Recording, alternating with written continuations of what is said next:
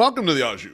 I'm your host, Beef Loaf. This show is being sponsored by our friends, Punky's Pizza and Pasta, located at 2600 South Wallace, my personal favorite eatery in the neighborhood. They have the best selection of pizzas and pastas as well as sandwiches and salads of any spot in Bridgeport. Currently, they have a terrific Monday nights only special, one medium cheese pizza for $12.99. No promo codes, no minimums. Just place the order after 3 p.m. and you get one medium cheese pizza for $12.99. Toppings can be added, but at their normal prices. Hit the website, punkyspizza.com, for all your carry-out or delivery needs, or to cater your next party. And the holidays are coming up, so catering is huge. You can also call 312-842-2100. The Scarlotta family will take care of you. Punky's Pizza and Pasta. This show is also powered by you, the loyal one-night supporter. Please subscribe to our YouTube channel. Feel free to tickle the undercarriage in the process. Like, comment, turn on notifications, and most definitely super chat, because that's how we get paid. It's how we continue to make the content you know and love. Tonight's guest.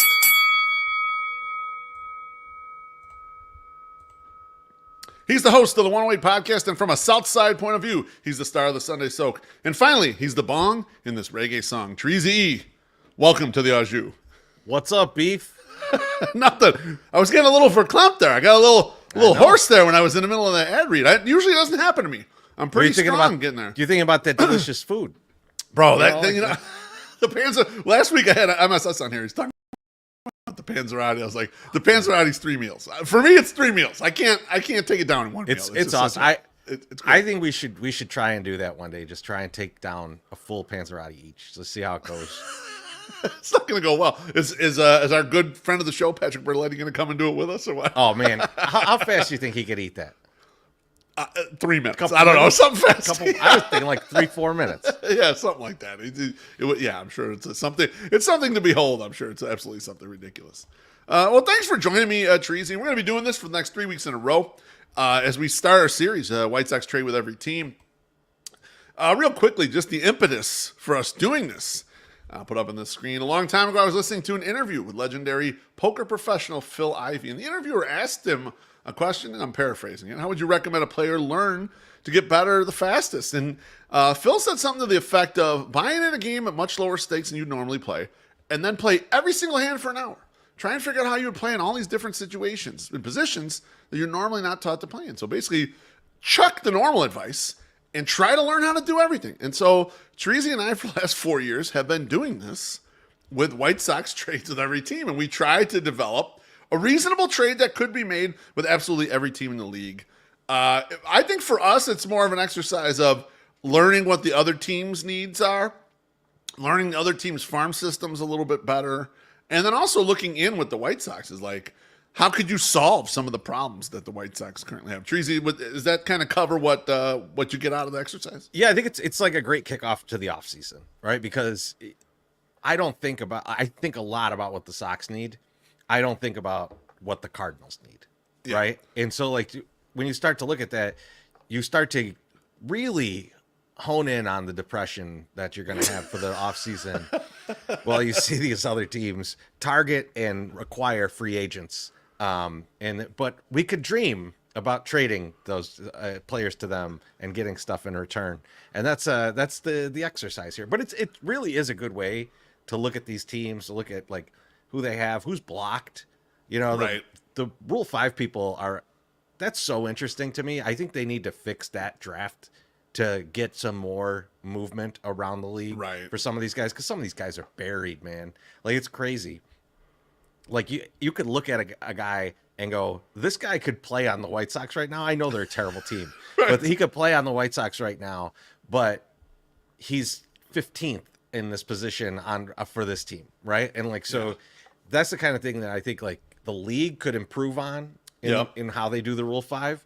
But yeah, I mean, like for me, that's the point, is to like understand all the other teams going into the offseason when we're going to see a lot of movement. We're going to see a lot of people trying to outspend each other. And it's a really weird situation with a lot of these teams. Some situations that I wasn't really even privy to until I started like going down the road of like, what can we trade with this team? Exactly. When you mentioned Rule 5 guys, and also guys that are out of options too, where they're in a spot where like, oh, they might not get playing time or whatever, and they're kind of at the edge of a roster. Getz did some of that last year, and people kind of complained about him doing that with the trade with the Aaron Bummer or whatever. I think it's totally fine to do. until your 40 man is in tip top shape. Take a lot of those gambles and give yourself a shot there. And I think it was very transactional last year. A lot of it didn't work, but I at least applaud the approach and the approach to add depth to the organization in total, which I think was accomplished last year to some degree, maybe not as much as we'd like to. And so eyeing up these trades, it gives you the opportunity to look, oh, okay, well, that person might not be a great fit for that team. But here, that person would start at this position, or that person would get a lot of plate appearances and moving around our outfield or something like that. So it does have you kind of thinking a little more in the GM's mind, and it's just fun. It's fun to do fake fucking trades. I mean, I think it is, Trees. You think it's fun? I enjoy this. This is like one of my favorite exercises that we do all year, and like honestly, if we weren't doing this on the show and doing it in the blog, we would be talking about this somewhere. Like we'd be sitting at a bar or something talking about this. This came up. I went out twice this weekend, which is not normal during my like busy season. Right. But our guy Sammy was in town on Friday, and then our friend Jason had a Halloween party on Saturday. And so in both arenas, people want to talk sports, people want to talk Sox, and like I'm kicking around trades that I didn't even have in here. Like, just thinking about trying to think through that stuff. Absolutely. Let's get to a couple drinks quick before we get to the first trade. Stephen Bardo, Husky, what's up, brother? He says, cheers, fellas. Cheers, a lot of fire emojis. Thank you, Husky Bardo. And then Jason Wagner says, thank you for the drink, says, an annual tradition I actually look forward to. Thank you. Cheers, appreciate Jason. that. And that's right, Trey. It is the beef and the silver fox right now. Oh, okay. yeah. Let's get to trade number one. This is my trade. We're uneven today because there's 9 trades. I've got 5. You've got 4. So we'll flip-flop. We'll crisscross this biatch. Trade number one is a White Sox trade with the Cincinnati Reds. And I have the White Sox sending the once powerful Andre Vaughn. Andrew Vaughn going to the Reds for Carlos Jorge and Christian Roa. And now my thought process here, Teresi, is I don't necessarily think Andrew Vaughn is an easy player for the White Sox to trade. I know you pretty much agree with that sentiment after we've only gone through 2 divisions and we're like, it's tough to find a hole for him. We've traded him twice in these, so like it's. Yeah. I think that's probably all we're going to get out of him. I'd be shocked if we get a 3rd trade out of him. But my thought process here was basically this: the Reds are one of the few teams out there that had just atrocious performance from the first baseman. They had a 70 WRC plus for the entire year. I mean, at the end of the year, they were trotting out the corpse of Ty France.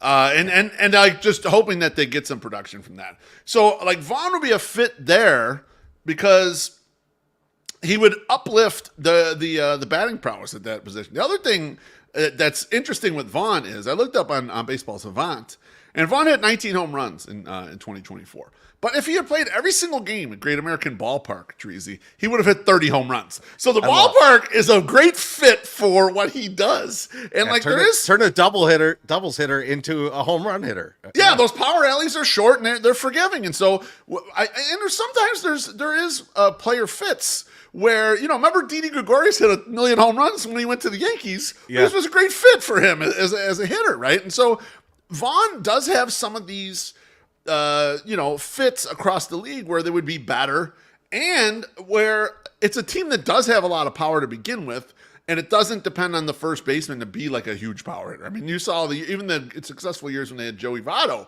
Votto was not that giant of a power hitter. He did have some nice power seasons, but and so for the return for the White Sox, Carlos Jorge is like a stubby, strong-looking there we go. Center field prospect. He's 21 years old. There's some swing and miss in the profile, but the power is already kind of activated and getting there. So, I realized, Treasy, when I was going through this, and you'll see it across like what I've traded, and probably when we get all the way to the end. Basically, what I'm trying to trade for is just I need Alejandro De Aza back. Another prime Alejandro De Aza. That's all I need in any trade. I'll go for it. And that's what he reminds me of. He's a little smaller than De Aza, but it's the kind of thing where there's enough power in the profile. There's enough speed in the profile. Probably not a great center fielder, but okay in center field. Just like kind of like that level of player. And I just think the White Sox are fucking missing that guy. So you get that as a return. Now, he doesn't need to be added to the 40-man until after the 2025 season. He just finished his season high A. So he's a little ways from the majors. So he's a 21-year-old. The other part of the trade and I'll bring I'm going to bring the image back up just so people watching can see it, is Christian Roa. Now, Christian Roa is kind of like, central casting for the Bannister crew. The secondaries are very good. Roa would be a candidate for the 40-man already, but it's another reclamation project. It's another, can you get the command down? Can you get the fastball to be enough of anything to work out of the bullpen? That sort of thing.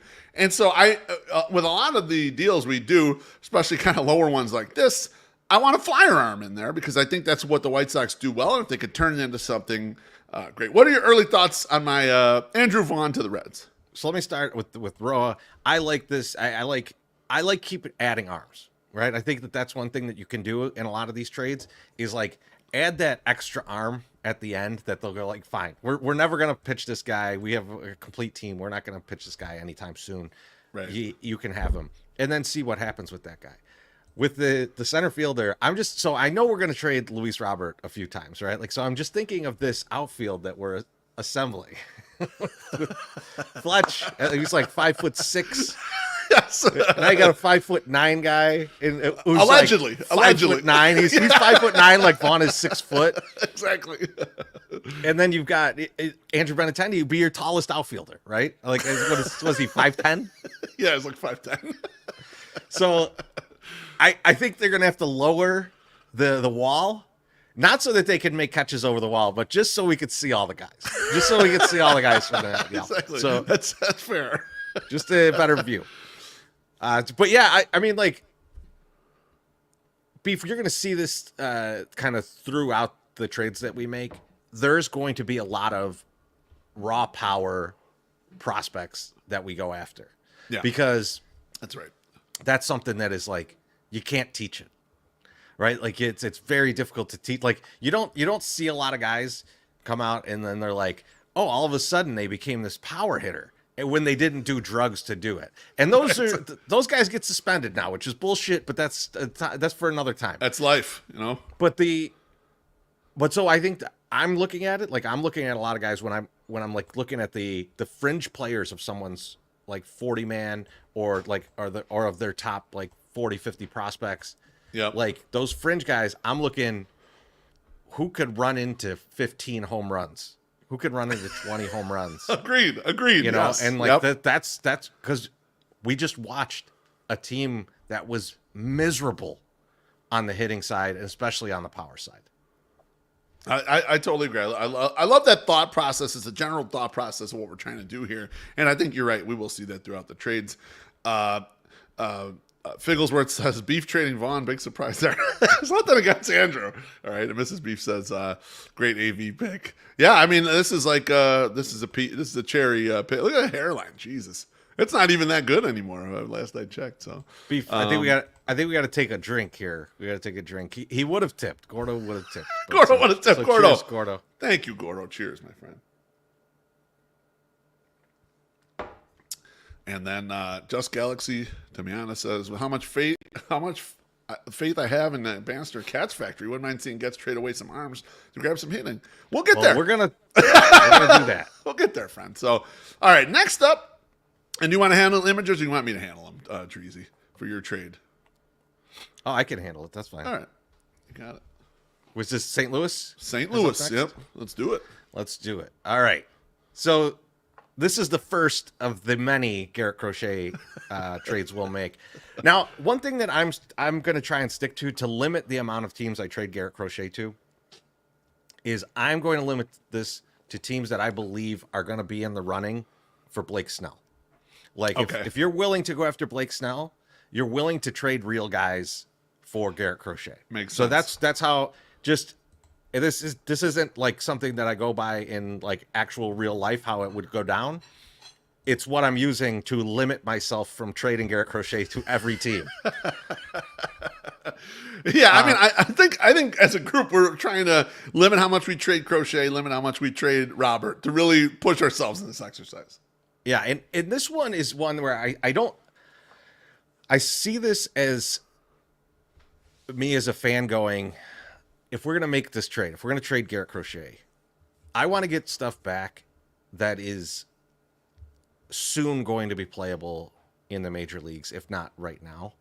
Now, obviously, they have to have more control. It doesn't make sense to get some guy that's like also gone in 2026, right? Yeah. But I want guys that are close to the majors or major or in the major leagues, you know, and just don't fit on the roster. And that's kind of where I went here. So, and I went with two guys at the top of the trade that had down years last year. So Nolan Gorman, who's second base-ish for the Cards, but he ended up getting sent down last year, and it was just like a terrible OBP year out of him. Yep. But the guy's got power. He can play second base enough, right? Like, so Right. you put him at second base, and it's Dan Uggla-ish, right? Like, it's like you can expect 20 home runs out of this guy. The batting average ain't going to be high, but like you could get 20 home runs out of your second baseman. You get 110 OPS plus type of guy at second base. And the second base, like, he's not great, but he's not terrible, right? Like he's passable at second base. It's not like you're gonna watch it and be like, oh man, this is you know, I thought this guy was gonna at least be able to throw to, you know, turn a double play, but you know, he can't even do that. He's fine. Like, so he'll be like bad in the same vein that like Lenyn Sosa's bad. Like, right. it'd be okay, but you'll see like too much stuff where you're like, he should know better than that, and you'll vomit a few times during the season watching him. But the home runs will make up for it. Victor Scott is on the exact opposite side of the spectrum, plus fielder. Yeah, like there's no doubt in my mind that you could plug this guy into any outfield position right now, and he's a plus outfielder for you. He's super fast. Yeah, I mean, think Billy Hamilton fast, right? Prime Billy Hamilton fast. But as you all know, you can't steal first base, and this is a problem. This is a problem with Scott, but it's worth the risk as the second guy in this trade, right? And then the other two guys, just to get to those, they're both fireballers, right? Like, so it's just two relief pitcher arms that throw real hard. And, you know, there's one of those things where you can possibly use them immediately, right? You could get them up pretty quickly and start to use them. Beef, this is the first Crochet trade out of the gates. I don't know if I undervalued him, overvalued him. I have no idea. I'm just being honest. Like, I think like Cardinals fans would be like, I don't want to trade Nolan Gorman. Right. But I think them getting Garrett Crochet would ease that away. Like the rest of the guys, I don't think Cardinals fans will have a big problem with. Yeah. But Gorman, there is a love for that guy. There is a lot of like, they saw what he could be. Like he's been the player that they wanted. He had a bad year, went down to the minors. I think there's still a lot of people that would be hesitant to trade him away and then see him become back to that player that he was. Yeah, I think just eyeballing it, 10,000 foot view, I think that the third piece is probably a little softer than I was expecting. Okay. But otherwise, I think it looks fine. Gorman, I noticed with Gorman and Scott, you're doing something that I was thinking about when I think about this team and I think about making any trades or filling in anything here. We can take the advantage of the fact that a lot of teams, if they have a guy who's second base only, they don't like it. They don't like it because they want those guys to be flexible and be able to play more positions. And if they're like kind of a second base only guy, which Gorman kind of is, like they've flirted with a little bit third, but it's not really going to work. Teams they undervalue that guy. So you can kind of get that guy a little bit easier. Secondly, you were also probably thinking, at least subconsciously, if they trade Luis Robert, we don't have a fucking center fielder on the 40-man roster. No one that can handle the position at all. And you'll probably throw Fletcher out there, and he'll be below average, but not good. And it's like, looking at the thing, it's like, yeah, they stacked a lot of middle of the diamond players, but there's no true center fielder, and really there's no true shortstop out of those guys. So I don't know what kind of middle of the field guys we really got, you know? Yeah, that was, so my thought was that Beef. And even if you keep Robert and Scott comes in, like, I got no problem. Like, if Victor Scott is playing well, moving Luis to right field and finally solving right field and saying, you know what? Take a little pressure off of Luis. And instead of two guys trying to run into him every game, there'll only be one. Yes, absolutely. I love that idea. Next up, and I am going to get to trading Luis Robert right damn now, Treasy, is I made a trade with the Pittsburgh Pirates. I sent Luis Robert Jr. to the Pirates, and from the Pirates back, I'm getting 4 hitters. Okay, I went all hitters. We're so devoid here, but I think this is what the depressed market of Luis Robert Jr. will look like after the 2024 season. I've got Termarr Johnson, who is a top 100 prospect. He's a second baseman, shortstop, although he might be a left fielder. We don't really know. I grabbed Nick York, who says second base outfield, but he's another one of these guys where it's like, it's not really a good second base. This guy might be a DH. I don't know. The guy does hit, though. The Pirates got him like a year ago in a trade from Boston. Jack Brannigan, who is more of a shortstop third baseman, who does have that big arm. Not sure how much contact he's going to make, but he hits the ball fucking hard. And then finally, last piece, Tony Blanco Jr. He's a first baseman, Teresi. He is absolutely fucking gigantic, like a 6'7"-ish guy. And he has huge power and huge strikeouts. And I just felt I needed to grab a guy who was similar in stature to George Wilco, so that he had a running mate down there in the minor leagues to work with. What do you think of trading for no real outstanding prospects, but a bunch of potential future hitters in a Luis Robert Jr. trade? Oh man, I hate it. It looks bad, right? Yeah, I mean, like, but it's a good, to me, this is a good exercise of like, what could you actually get for Luis Robert right now? Right. And in this case, the Sox, who have no offense and are going to give away the majority of their offense in this trade, right, need a bunch of position players, need hitters, and me and you are on the same page about one thing.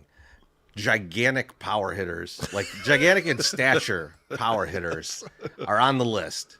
But the idea is good of like bulk trade, get a lot of position players, see who hits. It's just it reinforces my thought that like while the Sox may want to trade Luis Robert this offseason, I'm not sure they could get what they want for Luis Robert. I agree. This is a good example of like this would probably be doable. Like the Pirates would probably do this. Probably would go, okay, here, have all these guys. But would you want it? Would you want it in return for Luis? And like, we don't know that Luis is gonna bounce back, right? I mean, like we all expect it, right?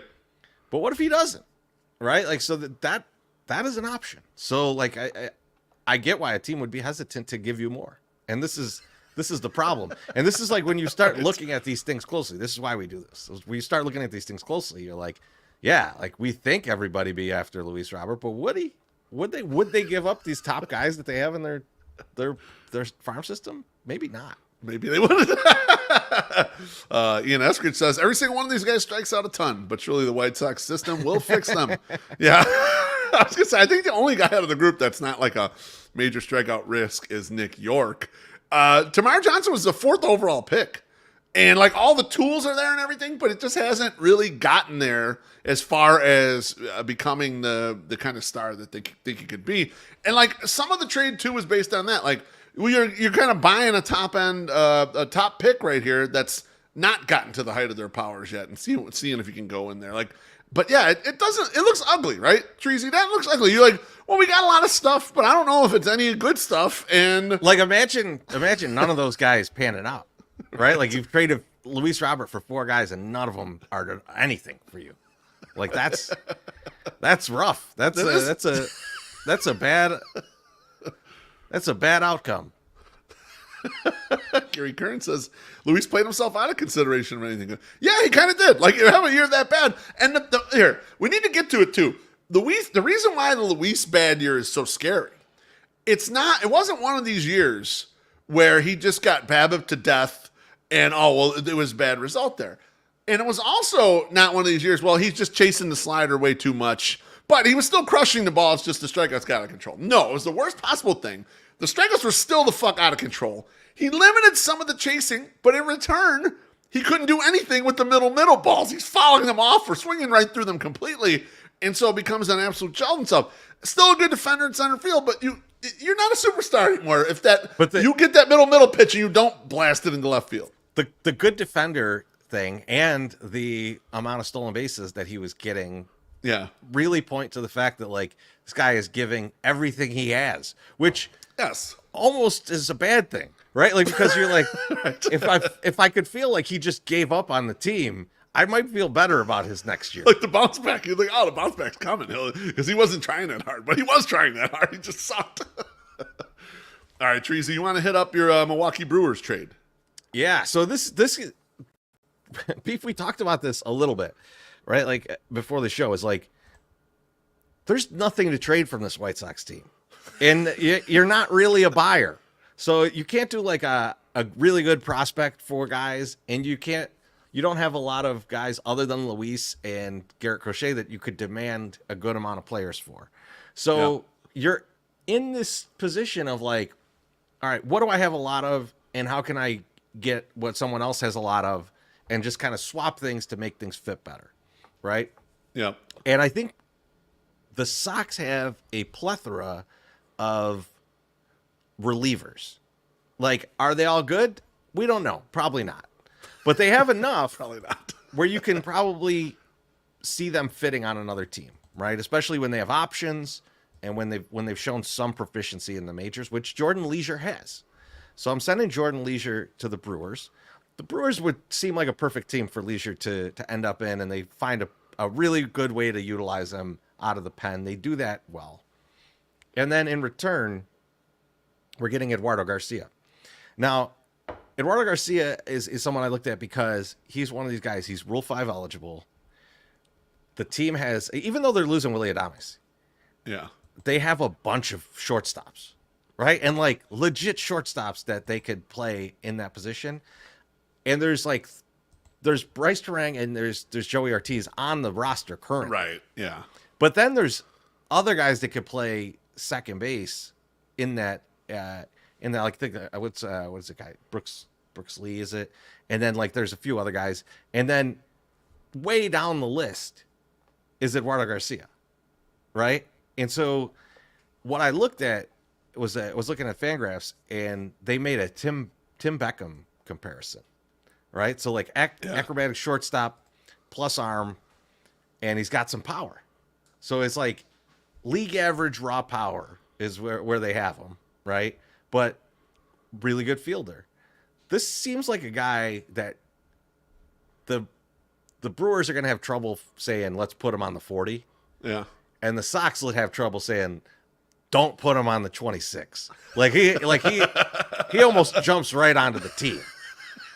Right? Like this guy could play Regulate and as his walk-up music, and you would be confident that he might be able to support it.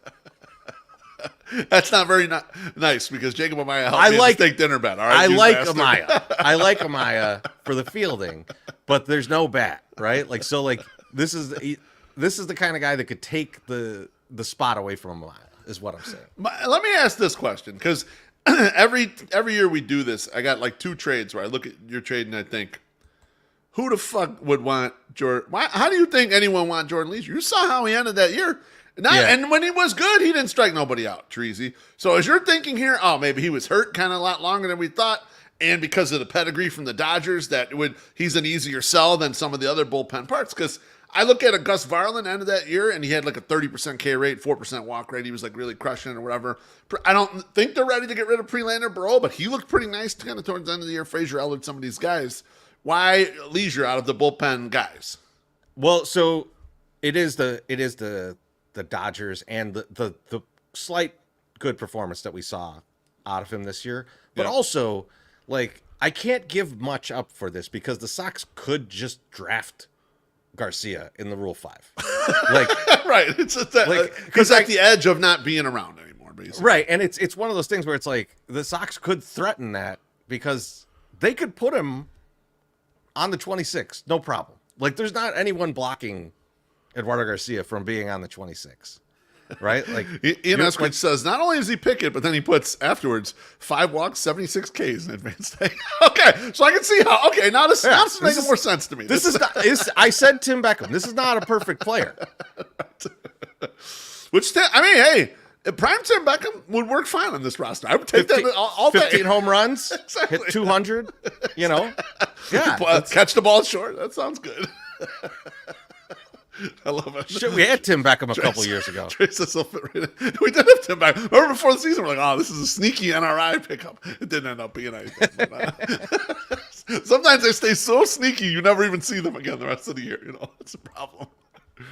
But yeah, that's why Leisure, I couldn't give much for this guy. And this is why he's blocked too, right? Yeah, like he's right. down on the charts. He's going to be available in the Rule 5. After talking through it, I like it a lot more because I would like the White Sox to have more guys there around that can just pick it. So they don't got to go out and try to get Nicky Lopez's for $4 or $5 million, right? I mean, It's better if you got that guy in the house who can just go pick it for league average and can spend the money on something more fruitful there. And I think that was the most embarrassing part of the Chris Getz. Well, we're going to improve the defense. You had nothing in the house to improve it. There was nothing. You couldn't look in the cupboard. There was nothing to come up and play defense at any position. And so that was the most embarrassing part with all that shit. Agreed. All right, next up, I'm going to do yeah, Trey says, what about Superstar? That's my guy. He helped me in the steak dinner bet. He could pick it. They had to pick him up off the street though. Like I mean, like yeah, exactly. He was out there. He wasn't on the team. He was a free agent. All right, next up, I'm going to make a trade with the Chicago Cubs. And you know what? We're going to start barreling a little bit here with this trade. So with the Chicago Cubs, I'm going to trade Noah Schultz to the Cubs for Matt Shaw. This is just high-end pitching prospect for high-end hitting prospect.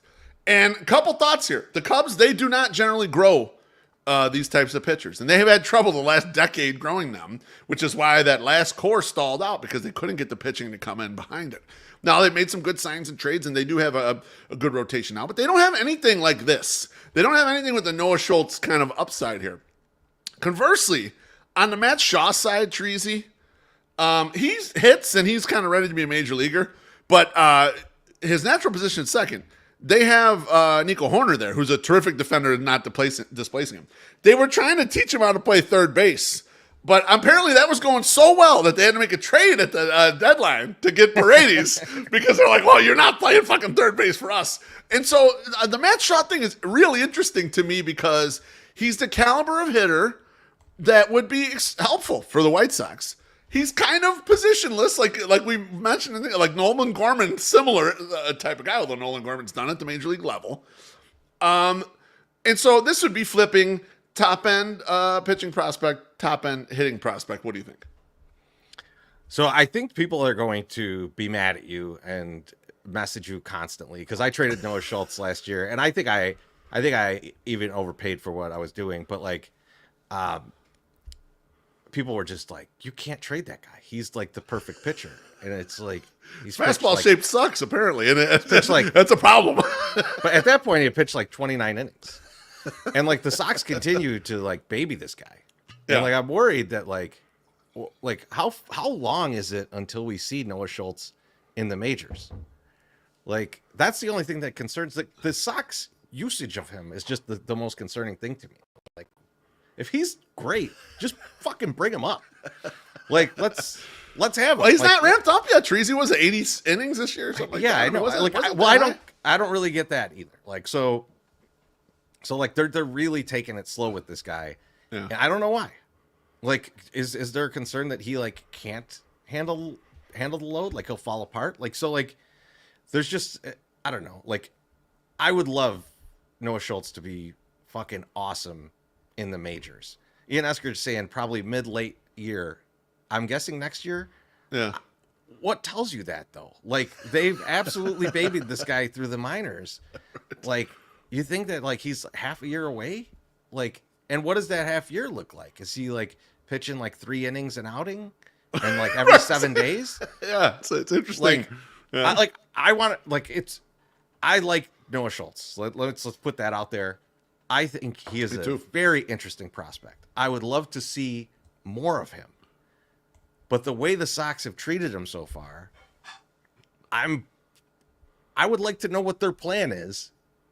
And then think about like, okay, if your plan is that, you know, like that he's going to, you know, show up in 2027 after 5 years in the minors, like I would trade him. Like, you're wasting this guy.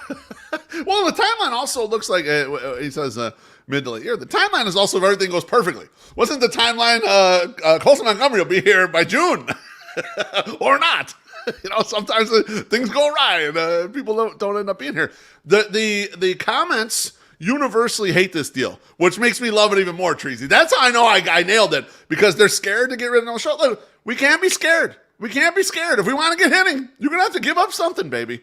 And they're similarly ranked. I think Schultz is a little higher on most of the top 100 rankings, but there's risk involved in those arms, man, especially lefty arms, especially 6'9" arms. And so it is what it is. But I'm glad to see the dissension. And I agree with you, Treasy. When we put this out there on Twitter at some point or put it out in the blogs, people are going to hate it. The Cubs fans will hate it, and the Sox fans will hate it. It's gonna the Cubs fans will be like, we ain't trading that guy. We don't want him. How can you try and give us that guy? We don't want him. All right, next up, we're going to switch divisions now, Treasy. All right. Time to go to the Central, and you're up with Minnesota. Oh, yeah, this one. So, again, Andrew Vaughn. He's back. So this is one of those things where it's a very unique position that a team is in, right? And so like the Paulette family has posted on Twitter that they're selling the team, but the team's not sold. So there is a for sale sign on this team. Yep. And from all accounts that I could find about the Twins and like real guys like that know the Twins, like Aaron Gleeman, going like, they're not going to dump payroll, but they're not going to expand it at all, right? And so you think about everybody's going to get raises that are eligible players, because they have a lot of guys that are just core players on this team that are still there. Like, and so like there's guys that are just going to get raises, but they're losing Carlos Santana at first base, right? And like that's a real loss for them. And now you could say Jose Miranda just slide in to first base, but Miranda plays third base for them too when Royce Lewis is out. And Royce Lewis is out more than they'd like. I was going to say, that's often. So having a guy like Andrew Vaughn could make sense for this team, and he's only going to make about $6 million, right? And you can offset that cost by sending Chris Paddock to us. We might just cut Chris Paddock. Like don't let the $7.5 million make you think I'm saying he's the next Fetty. No, I'm looking at him like he's the next Flexen. He's just evening out the money. if he don't work out, he's got to go. He's got to go. And so the guys that I'm actually looking at in this to get over to the team are Carson McCusker, which sounds, both of these names sound made up, which is part of why I loved it. That's what Gary Kern says. McCusker, sold, last name only. Carson McCusker and Cody Lawyerson. Like both of those, I don't even believe those are real people. But Beef, I was saying, we're looking at these really tall power hitters. 6'8" power hitting corner outfielder. So tons of power potential, a lot of strikeout reality. And so yes. Very, very Soxy. But I love this. I love this quote from Fangraphs. So I just gotta read this quote to you about him. And it says, we think, where's it at here? We think this guy could play upper level pro ball forever or be a KBO slugger. So yes, my guy. We might be getting Diane Viciedo. I'll take it. I will take really it. Tall Diane Viciedo. And then Diane Viciedo for Vaughn straight up is almost a fair trade. So I think we're killing it with this trade. And Lawyerson's an interesting dude too. So Lawyerson is like not a high velo guy, but tons of commands, like 70 grade command. Yep. Out of Lawyerson. And this is another Fangraphs quote. But this made me think of Bannister. So it says, there's a good amount of funk in Lawyerson's operation. He has an extremely high front arm throughout his delivery, along with a compact herky jerk arm action. That sounds like a guy that Brian Bannister will go, yeah, I want one of those, please. So I think that there's a good amount of stuff that like is not super important to the Twins. They're probably not breaking into the into the lineup anytime soon. Right. But could fit with the Sox. Could be some good guys there. And then Andrew Vaughn, like I said, Andrew Vaughn kind of makes sense for them because they have other guys that hit home runs. They don't need to rely on him for that, so he can just be a doubles guy driving in runs. I think that's a great position for Vaughn. Like I think that as we look through this, I appreciate that. Like while we talk a lot of crap about Vaughn because like he's in the lower half of first baseman, like hitting wise, like there's teams that could use what he does. Like there's teams that like have enough at the other positions that a guy who they know is going to go out there and play every day is a lot different than when they had Alex Kirilloff trying to be there and they just couldn't count on him to be healthy. Right? Exactly. Like they'd rather have Vaughn doing like his average hitting versus Kirilloff, where it's like there's a lot of upside here, but he's probably going to be hurt. Yeah, they have too much of it. They would like the the reliableness of a guy who's never hurt like Andrew Vaughn is. Andrew Vaughn's always in the lineup. The other thing I think about with Vaughn, Trees, and I've trotted this out before, is like, what if you used Vaughn more optimally? What if a team could afford to not play Andrew Vaughn every day and said, look, when these big slider monsters are out there, you're out of the fucking lineup. Guess what? When they got a lefty in there, you go in there and smash that lefty or whatever and find the better matchups for him and sit him 30, 40 games of the year that are the bad matchups for him.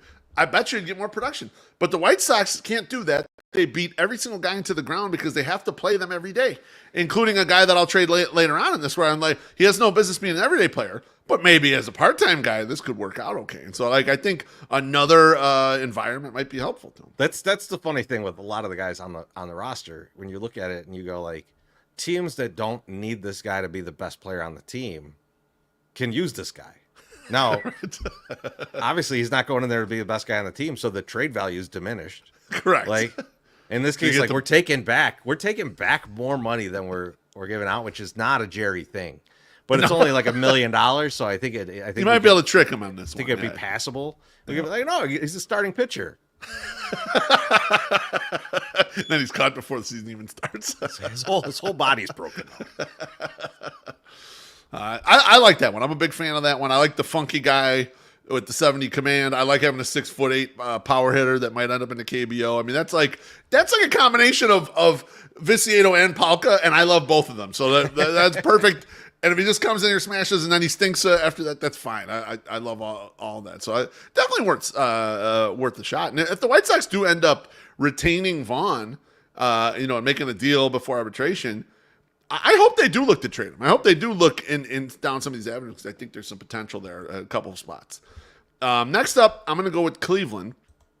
And so the Cleveland Guardians, I'm going to trade my guy who I think is going to be the White Sox opening day starter, Davis Martin. I'm going to trade Davis Martin to the Guardians for Ralphie Velasquez, who's a 6'3", 215-pound, 19-year-old first baseman, and George Valera, outfielder, former top prospect George Valera. Tracy, my thought here is that kind of the Guardians really struggle with starting pitching, and they don't have much in the cupboard anymore. Like they've kind of burnt out the days when they could like trade half-assed Corey Kluber and get Emmanuel Clase, and they would fill in right behind, and because they got all the starting pitching. That's dried up for them right now, so they can use starting pitching, especially extremely cost-effective starting pitching. And so Davis Martin, for me, is the type of guy that fits in on that.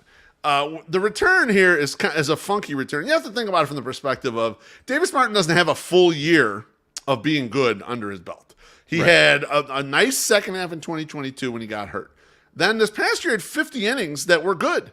So I think the return's might look light to White Sox fans that are like, oh man, Davis Martin's a good pitcher. But everyone doesn't know Davis Martin's a good pitcher, and they're going to just see a little bit here. So the return is Ralphie Velasquez, who is a first baseman already. The Guardians tried to play him at catcher when they first signed him, and it lasted all of one game. And they realized this is first base, left field. He does hit for power. He just recently got up at the end of the season, got up to high A. He had been crushing low A, but he got up to high A. So it's a project. He's 19. It's going to take some time, but a potential power hitter. George Valera You probably heard this name, George Valera, because George Valera was a top prospect for many years. And then injuries ate away at him, and you thought he was gonna be like a mainstay in the corner outfield for Cleveland. And now he's at the point, Treasy, where he's 23, he's out of options. Cleveland had been playing him across all the outfield positions, and even what some of the reports I was reading, he can kind of cover center even a little bit. So Former was supposed to be a stud, and he's not gonna be able to even be on this roster. And at this point, at the end of the year, he had an injury in which he's going to be out 6 to 9 months with it. He had a knee injury, so he had to have surgery. And so that's going to have him being ready kind of either right at the beginning of the year or kind of like mid-season. And so this would be one of those, you'd grab the guy, you'd put him on the 26-man, 60-day IL him to get him kind of out of the way and stash him. To me, like the pedigree and all the weirdness that's gone on with him and kind of it not working out reminds me so fucking much of Carlos Quentin. Remember, Carlos Quentin couldn't anything work out, and then he came here and finally got an opportunity, and he actually hit. And these are the type of guys the White Sox need to take shots at, right? I don't know if the guy can hit. It looks like he still has power. He looks like he runs a little bit. I don't know if it becomes a guy or not, but more shots at guys like this for me. And with Cleveland struggling in the starting pitching, I know they're having a hard time, but go ahead and look at Cleveland starting pitchers. They got 3 people, Treasy, to throw 100 innings for them this year. And one of them was Cookie Carrasco, and he's cooked. He's done. So they have no starting pitching. Basically, they're in very bad shape there. I assume they're going to go cobble together starters cheaply, and so I would take a shot at this. Like I would take a shot at these. They're both long shots in there, but hitters. And yeah, it'll hurt to lose Davis Martin. I like him. He's my pick to be the starting pitcher on opening day. What do you think? Yeah, I mean, like I thought about like, can we trade a guy like Davis Martin? Like, so I like this idea of taking a couple long shot guys. I really like the Valera idea. Like, I really like that idea. And it's just like, it's one of those things where it's like, we're going to find out next year if this was a good trade, right? Like, we don't got to wait around. Nope. Like, I mean, like you technically do for the 19-year-old, but the Valera thing is like, right away. Once he's cleared up from the injury, then you're going to see. Did this work? No, it didn't work. Or hey, wow, this did work, Yeah, when Davis Martin's 14-5 in Cleveland, you're like, fuck. Oh my god, didn't work. Very possible. Very possible. I think my next trade is in the same vein where it's like we could get beat real bad on this this trade. So I'll pull this up. Let's do it. So the Tigers trade. So I'm sending Benintendi now. Yes. I know people think I hate Andrew Benintendi. I don't.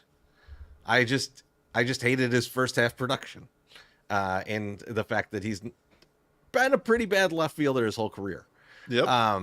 But he continues to be for the White Sox, and so Benintendi's a tough one to trade because you've got to find a team that is willing to take on that kind of weak defense in hopes of the second half of last season being real. And the Tigers might be that team because the Tigers, wow, did they have poor run production for a team that made the playoffs. Like, yes, I think they were like 21st in the league in runs per game. Yeah, I have it right there in front of me. 21st in the league in runs per game. And they made the playoffs. Like, so they have a good enough team to make the playoffs. Right. You insert a guy who can help you on the hitting side. That's huge for them. I mean, just even Andrew Benintendi getting back to being an average major leaguer in that lineup would be a boon, right? Like, so, yeah. So I'm looking at him going there. Now, it's $50 million over the next 3 years, right? Like, so that's a lot to swallow for that kind of production, like the expected production out of him. So you got to take some money back. So Kenta Maeda is coming back. Hello, friend. And I have this in the blog, Beef, but I said Kenta Maeda will make $10 million this year, and whatever team is paying that is likely the team that's going to cut him. So, yes. So Maeda is just a money. He's just a transaction. I don't want Maeda, nor do the Tigers. These next two guys, some interesting stuff here. So Trey Cruz looks like he's a super utility guy, right? He plays shortstop and center field, so he could play just like every position on the field. Good fielder. There's an okay hitter. You know, like not like it's not something that you should like go like, oh, this is guy. It's not like the guy where I was like, oh, there's like power profile. It's like Tim Beckham. Not quite that, but it's super utility guy. Super utility guys are useful, right? Right. But why they might be wanting to get rid of him? Just had Tommy John surgery in August, so he's Rule 5 eligible, which no one's gonna pick him up in the Rule 5. He's got just had Tommy John, Right. But it is the kind of guy that you could bring on the team and put him on the 40, put him on the 60, right? Like, so you put him on the 40 main roster, then put him on the 60-day IL. Yeah. And that's a reasonable thing. But now let's get to the main guy in this deal, because this is my guy. And I want this guy so bad. Like, after I started reading through their prospects and I saw this guy, I don't care what we have to trade for this guy. We got to get this guy on the Sox. He can't be on the Tigers. RJ Pettit is a 6'8", 300-pound reliever that throws in the upper 90s. Yes. And like Beef, he was good last year. Like he's on his way to the majors, right? Like, so This is a guy, we got to get him right now. We got to get him from the Tigers right now. I hope that this trade works out so that we could get him, because like this is a guy that needs, like, this guy will retire a White Sox and then sit in the 108. That's the dream with this guy. Hopefully not in front of me. He's a little tall. He's thick too, man. He is thick. On those cold days, you want him blocking the sun, the wind there, man. My man will break one of the chairs. You think MSS took out that chair bad? This guy he'll go right through it. So he'll demolish that. It's being emphasized in the comments. 300 pounds. That's a big boy. Yeah, I'm reading this trade when we had him in the draft. So I was laughing. I was like, I need a 6'8", 300-pound guy coming out of the bullpen, man. I need a big, scary monster that throws high 90s like that. That sounds great to me. Maeda, the comments are saying he was a hot mess this past year. Oh yeah, like he may be. Like, he's in the Paddock trade, I was like, you get Paddock, and then like you see if he could be your Chris Flexen. Yeah, Maeda, no, it's a sign and cut. It's like our trade and cut. It's like an NBA deal. It's like an NBA deal. We're paying you $10 million to go home. Now, Treasy, for the guy that was the super utility player, the Trey Cruz player. Yeah. Any word on how good the glove is in either of the spots? It plays in both. In both, okay. So that's from Fangraphs. They were like this.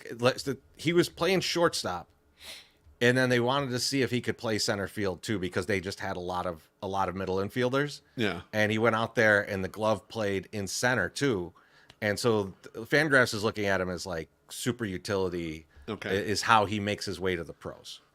Yeah, I mean, see, like a player like this, the White Sox have none of these types of guys, and really could use some of these guys just to cover some spots occasionally, just to, play competent defense. The whole we're going to improve the defense always dies when one of the three good defenders gets hurt. You need these guys waiting in the wings to cover up for all that shit. And for years we had Lurie Garcia, and like I know people like just only remember the very end of Lurie's career. But Lurie was very valuable throughout all those years. Like, especially before the roster went to 26 and you only had just a couple bench players. Like that was a super important guy to have on your team, because he could fill in at like every position. Just plug in any spot. And had a reasonable bat, right? Yeah. Like, so, like, I yearn for another Lurie. All right? I'm sorry. That's just how I am.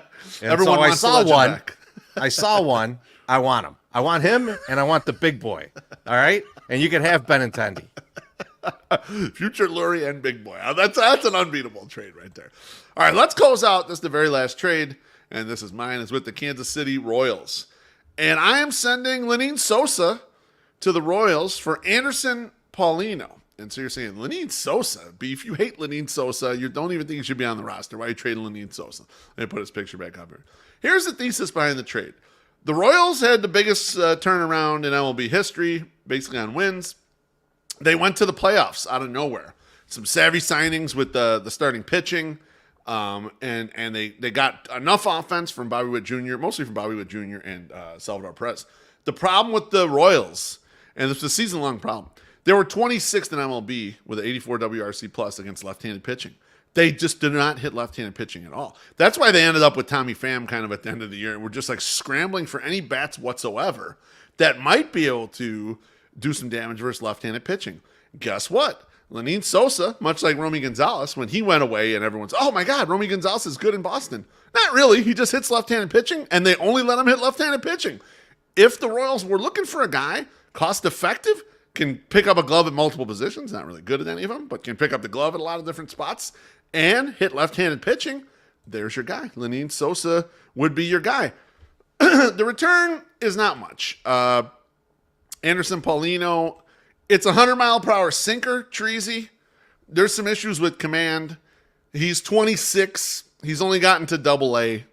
It would be one of these projects, like we were trying to tack onto a bunch of these deals. And like, for me, Lenyn Sosa is such edge of the roster. I think that's kind of the max you're going to be able to get for a Lenyn Sosa is some project arm that maybe you can kind of turn around. And so, what do you think about trading Lenyn Sosa for a shot? Just one question on Paulino. I'm not familiar with him. Is he alive? Is he alive? Yeah, I believe so. Why? Okay, then I'm in. I'll take anything for Sosa. Like, I mean, Sosa's out of options. Like, he might just not make the team. Like, I mean, like that. It's at that point, right? Like, so if we trade for any of the second basemen we've mentioned, then Sosa is gone. So, like, yes, I'll take whatever you can get. Even if they're 26 years old, only made it to Double-A, and 100-mile-an-hour singer, but can't find the strike zone. I'm not going to be ageist here. All right, it's. I don't think that's appropriate from the gray-haired man. That's fair enough. Well, God damn it. Well, Treasy, thanks for making some fake White Sox trades with me. Remember, we ain't trying to be right on the show. We're just trying to understand. Anything you want to plug before you go? Yeah, man. Of course. From the 108 podcast every Thursday night. That'll be here on Halloween, so it should be a fun episode. And then in December, assuming Disney doesn't change any release dates, from a Southside point of view, should be back. Ooh, okay. When they release Skeleton Crew, and you could go to our merch store 108.ing/merch and get that beautiful Southside shirt. That is the Treasy special. That is the Star Wars Southside shirt. You need one. You need two. You need one in red. You need one in gold. So go out there, get those. Buy 6 of them. Buy one for every member of your family for Christmas, and then buy 3 more. All right, that's all I've got to promote. Just a few things. It wasn't that much. Thanks, Treasy. Take care, my friend. See you soon. That was Treasy, and that was our first chance to make some trades with all of you. Next week's guest, you guessed it, it's going to be Treasy again. We're going to do this. We're going to roll back 2 more divisions. Should be a lot of fun. Thanks to Punky's Pizza and Pasta and all the 108 families up in the YouTube comments. Appreciate you smashing the like button, comment, and of course, drinks and tips. We'll see you Thursday for the 108 podcast. Bye, and I love yous.